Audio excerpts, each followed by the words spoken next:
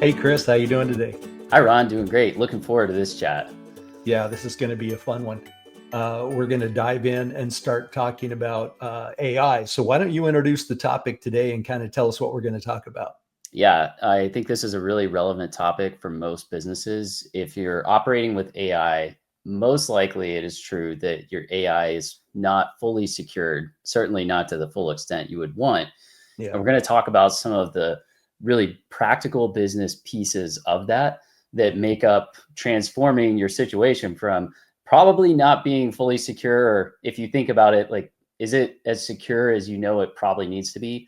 We're going to talk about how to get it to the right position and how there are some simple thoughts, simple practical steps you can take, and sort of the underpinning behind those. So, Ron, one of the things that really I would just kick us off with is this idea that 90% of data, according to IBM, just is never used. We get from different sensors and inputs into sort of big data analytics, and roughly 24%, maybe less, of AI implementations are secure. So you kind of pair this together, you end up with a bunch of what we'll define in a minute is commonly referred to as dark data that's never seen the light of day, if you will.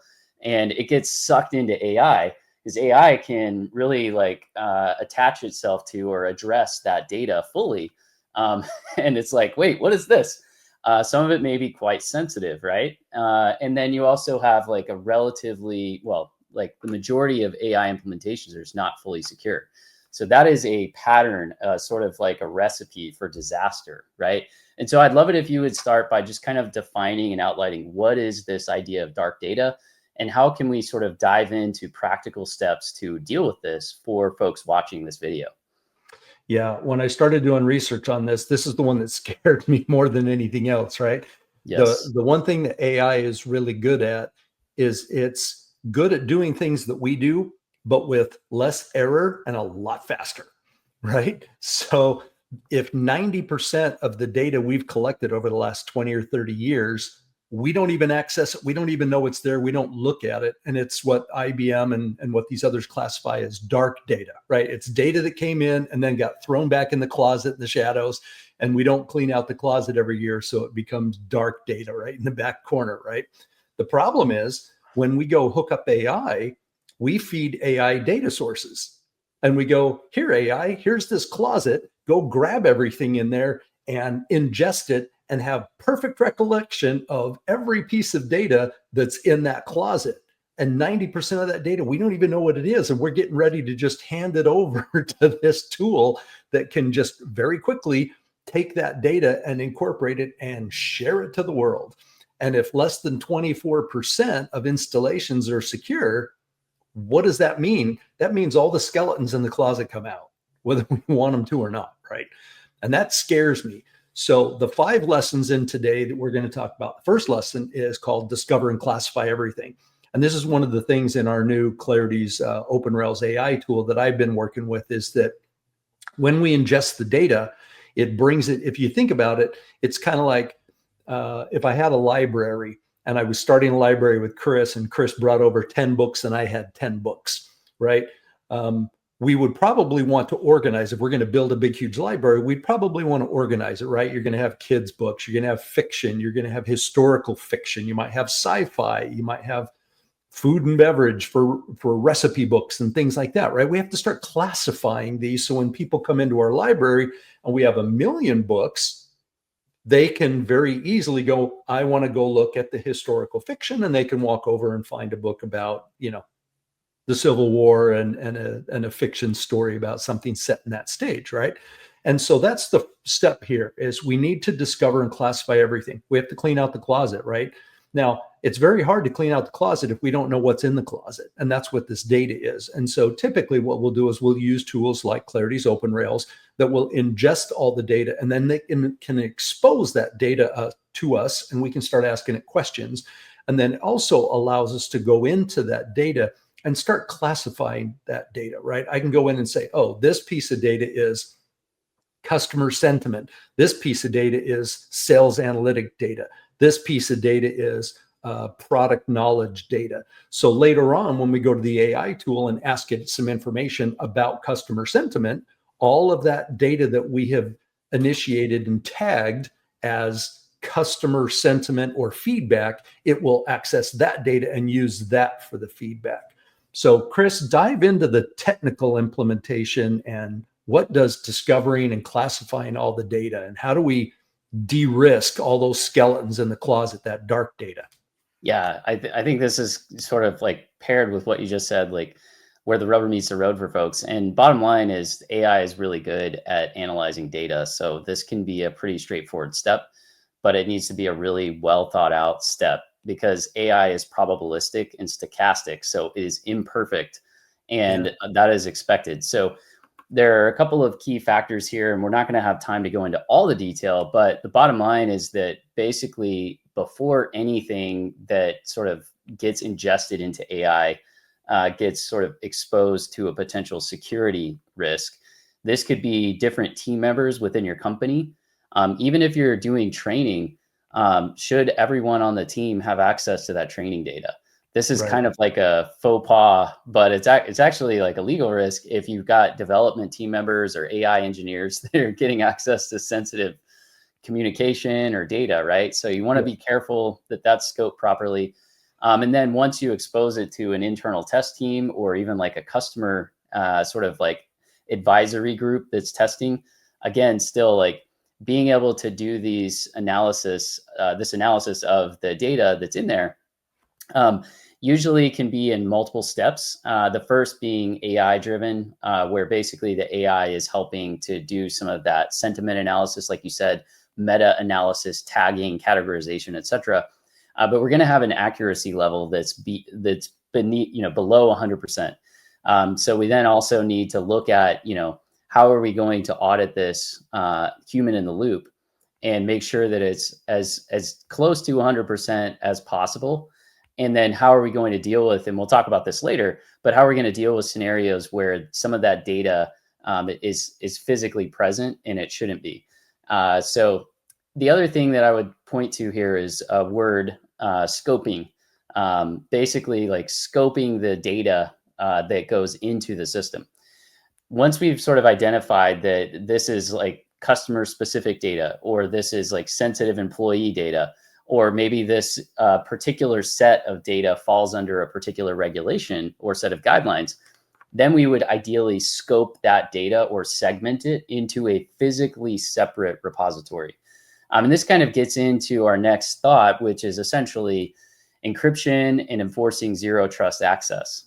Fundamentally, if you kind of look at the data, most breaches occur with some form of ransomware, or similar concept that's an automated attack or stolen credentials. And so these breaches are really simple, okay? The thing that you want to take away is it's pretty simple to defeat the purpose of these breaches, which is basically to exfil sensitive data and hold the business hostage as part of that attack.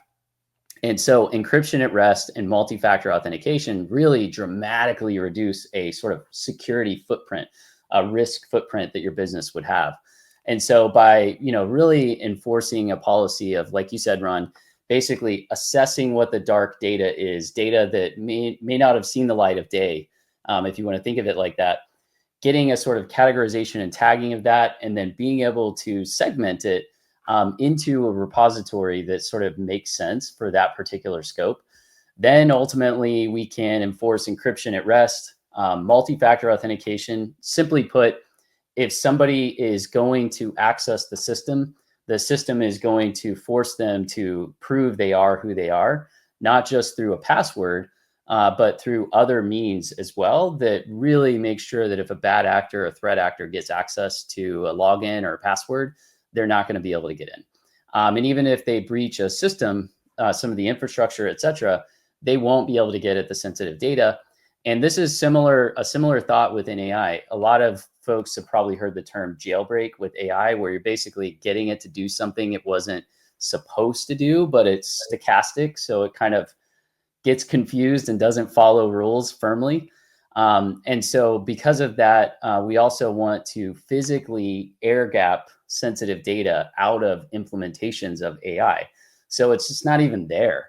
It's not a security risk because it isn't physically in the AI's data set for that instance or inference scenario that we're using. So, Ron, those are some of the things that I would point out to really bring us to, essentially this next piece, which is building governance. Before you go Yeah, to the yeah, yeah. next piece, I'm going to ask you to just define two terms.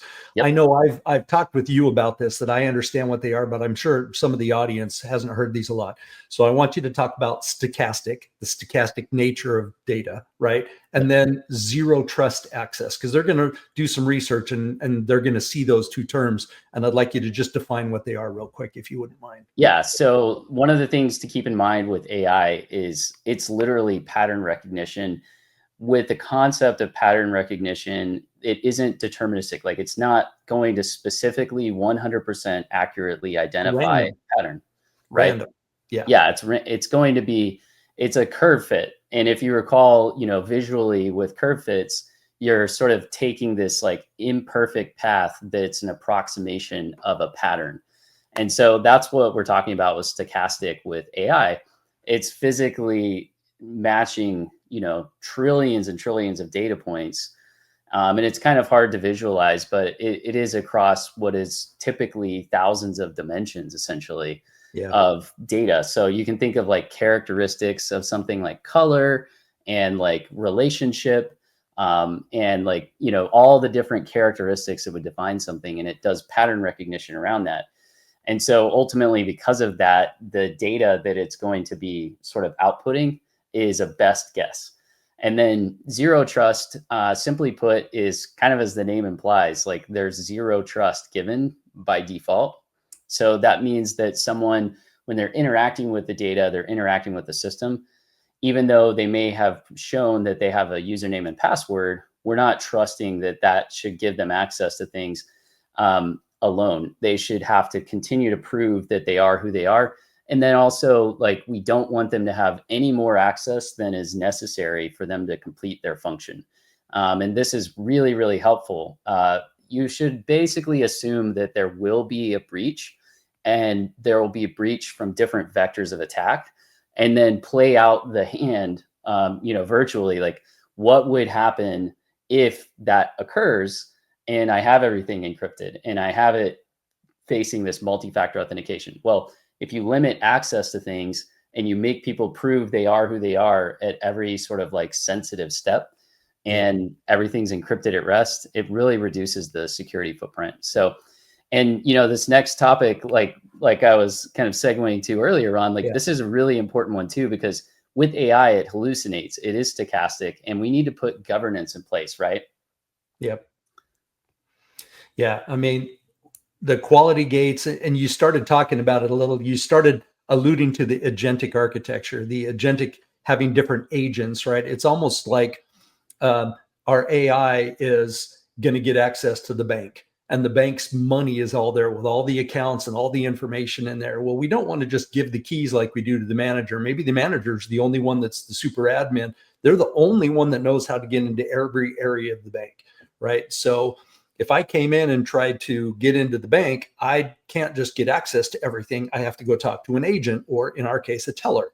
And then that teller has certain access to certain things, but that teller may not have access to giving out mortgage loans and things that are really big, because there's a whole other security around auditing and credit checking and giving somebody access to that loan. So there's a different agent, which might be a loan officer, right? And that is the same.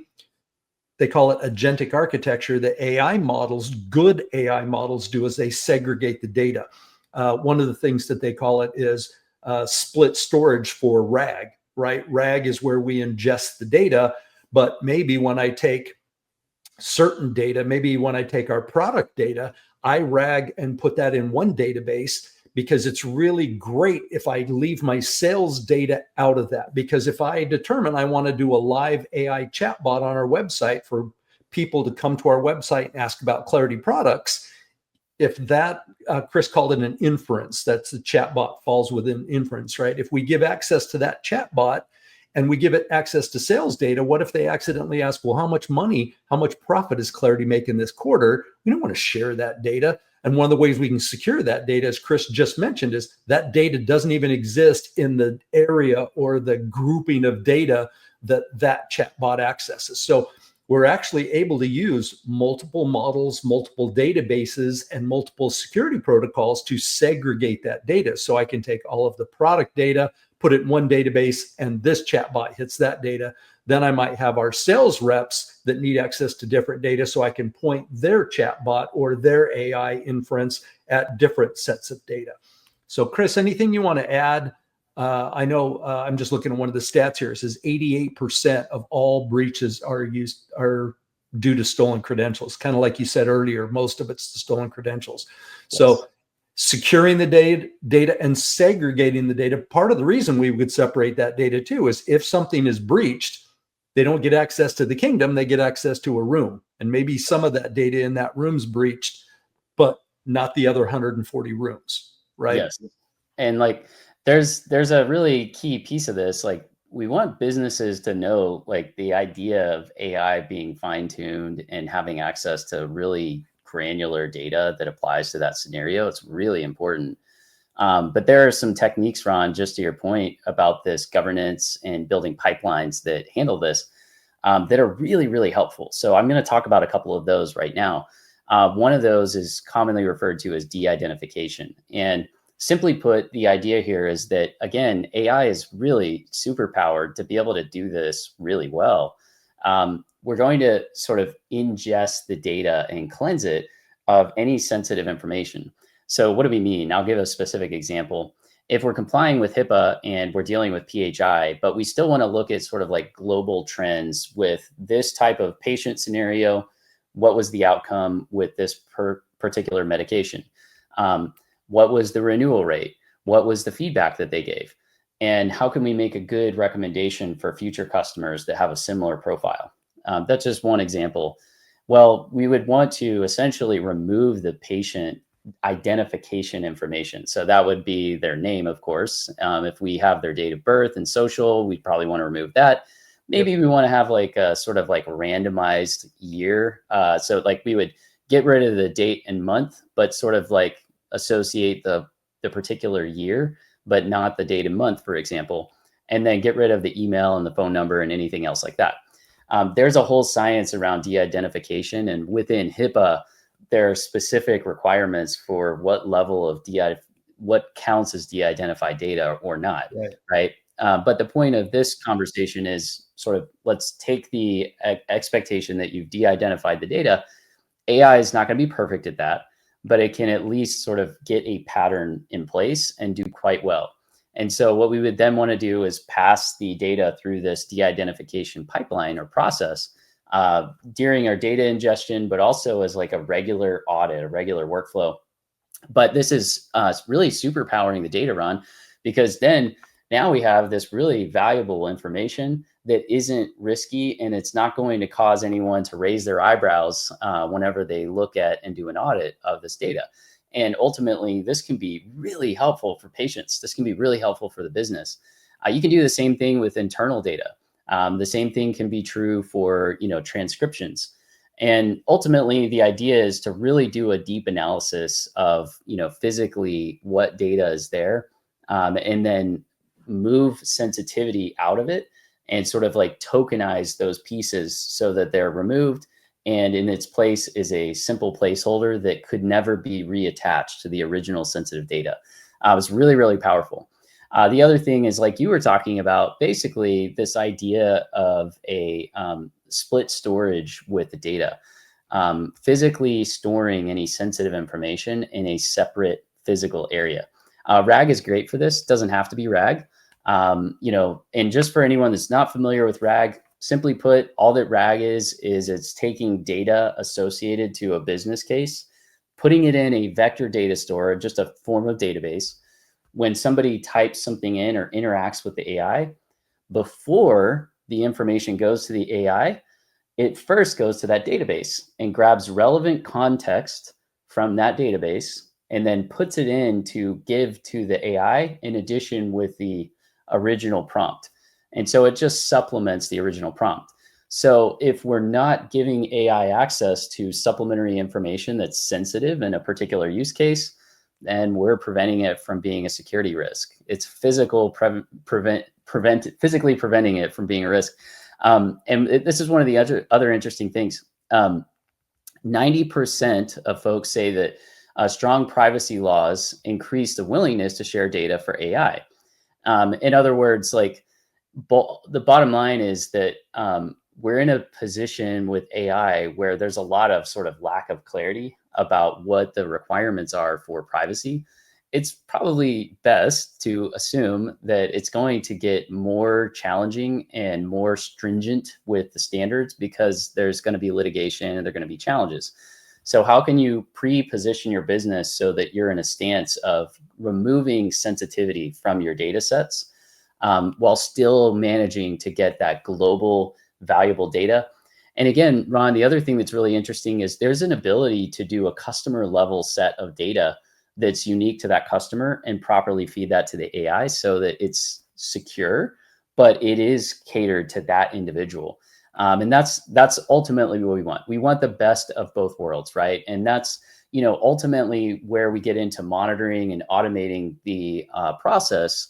And I love it if you would kind of speak to some of the core tenets of making sure that we're proactively reviewing this and monitoring ongoing, especially using agents to do that, right? Yeah. Yeah. So I love the example you gave when you and I started talking about AI, gosh, years ago, right? You talked about AI as a college graduate, comes out with a master's degree, right? And it has a lot of core base information, but when you hire them into the business, they really know nothing about the business, right? And so typically the first thing we do with a new employee is we go, here's the whatever, the handbook, the 10 product videos that we dump a bunch of data on them and go watch all these videos or go read all these things, right? That's basically the RAG for them. They're retrieving information from these documents and they're learning as it's their crash course into data. And basically what AI is with RAG is it's that college graduate with perfect photographic retention and perfect retention and recollection, right? They can ingest all of that and store all that and have perfect access to all that data very, very rapidly. Now, again, between that data and then the dark data, when we turn around and go, we do an integration. It's not just, you mentioned it a minute ago when you said there's other ways we can get data into the AI model when we're training these LLMs, right? And one of those ways is through these integrations. Like with our OpenRails platform, we may want to go integrate both the help desk and Salesforce or our CRM. Right now, why might we want to do that? Well, we want our project managers to go in and or the customers to be able to go in and go, how's my project going right now? Or project manager may want to go in and go, hey, of my 27 projects, have I got anybody that's hot under the collar? Or how's the Anderson project going, right? And it's going to go in and grab information from the help desk, maybe from social feeds. And so we've got these additional integrations. And we talked about the dark data. Once we open up those integrations, and we give all that dark data, it's going to start spitting out some information that may contain some of that dark data that we didn't even know was there. We never tapped into it. We never accessed it. We never even thought about the data, didn't even realize it was being gathered for the last 20 years. So now what Chris is talking about is we're monitoring the data. We can evaluate and test the data. And what we do to address that then is called fine tuning. And Chris, I'll have you kind of go into more of a technical, but the fine tuning would be, hey, if someone asks a question about this, you're not allowed to talk about X. But we would prefer if you talked about Y and mentioned these three things. And now every time somebody comes into the AI, that fine-tuning rule, right? We've got these rules of governance after the fact.